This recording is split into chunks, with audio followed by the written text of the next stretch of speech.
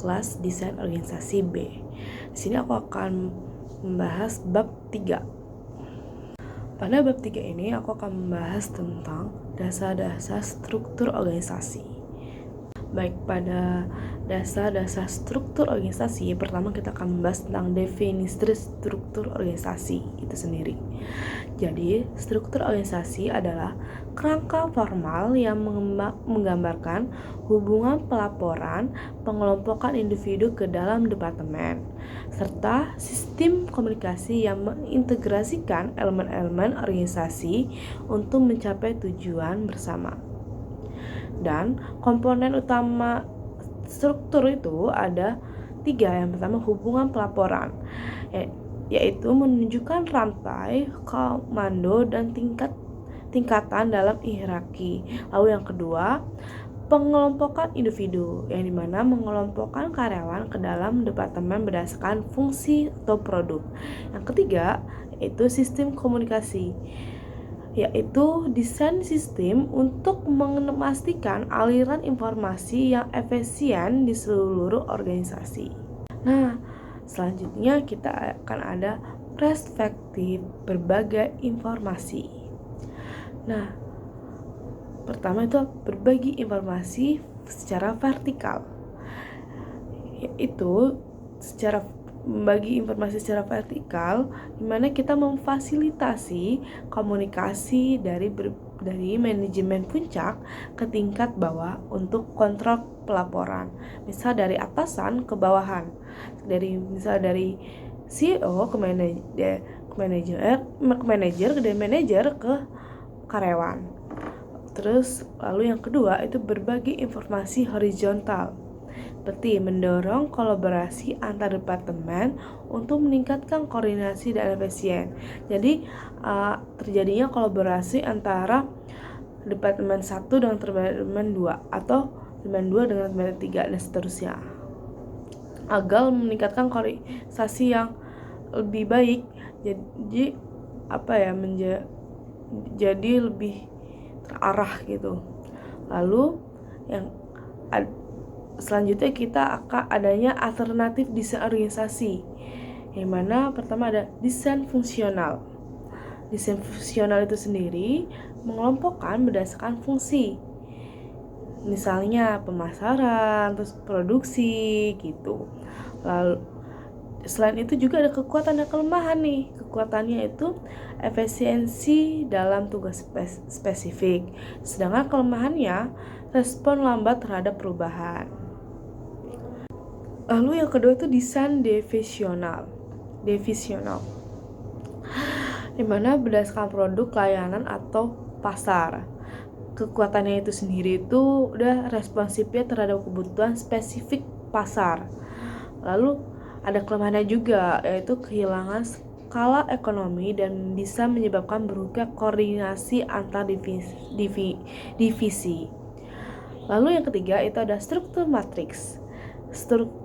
Struktur matriks ini sendiri menggabungkan struktur fungsional dan divisional dengan otoritas ganda. Jadi dia gabungan antara fungsional dan divisional.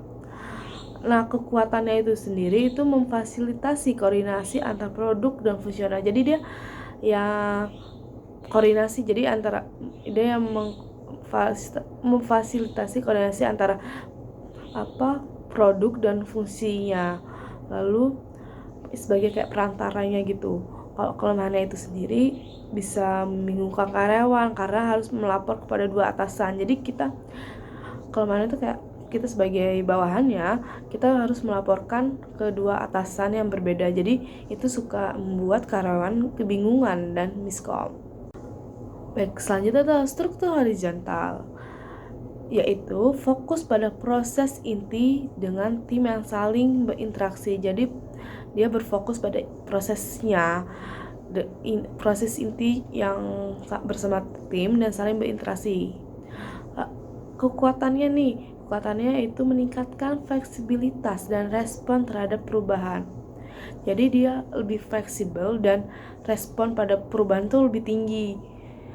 Lalu kelemahannya yaitu sulit dalam menentukan proses yang harus diutamakan. Karena dia terlalu fleksibilitas dan yang terlalu cepat respon pada setiap perubahan itu membuat karyawannya sendiri tuh sulit menentukan proses yang harus diutamakan. Jadi karena terlalu fleksibel, jadi dia bingung untuk menentukan prosesnya itu sendiri. Lalu yang kelima itu jaringan virtual. Jaringan virtual itu sendiri mengalihdayakan fungsi kepada mitra luar untuk meningkatkan fleksibilitas. Kekuatannya itu sendiri memungkinkan akses ke sumber daya global tanpa investasi besar. Namun ada kelemahannya, yaitu kurang kontrol langsung dan risiko kegagalan mitra. Karena dia langsung tanpa investasi yang besar, itu tuh suka nggak kekontrol karena dia jangkauannya luas, jadi nggak kekontrol sama perusahaannya itu sendiri. Baik, selanjutnya itu ada penyelarasan struktural, yang dimana manajer ini perlu menyimbangkan kontrol vertikal dan koordinasi horizontal sesuai dengan kebutuhan organisasi. Apa sih gejala ketidakselarasan struktural itu? Kan kita bertanya-tanya nih. Yang pertama, pengambilan keputusan yang lambat atau berkualitas rendah. Jadi terjadi pengambilan keputusan lambat, jadi sering terjadinya kegagalan kayak gitu. Terus respon inovatif yang kurang terhadap perubahan lingkungan. Jadi respon kita tuh kurang pada perubahan yang terjadi di lingkungan gitu. Jadi kurang inovatif lah, kurang kreatif. Terus penurunan kinerja karyawan dan pencapaian tujuan, dan terjadinya penurunan kinerja itu bisa terjadi karena masalah internal atau eksternal yang terjadi pada karyawan itu sendiri. Terus yang terakhir itu terlalu banyak konflik antar departemen. Jadi antara departemen 1 dan departemen 2 itu sering terjadi konflik. Jadi itu dapat terjadinya ketidakselarasan atau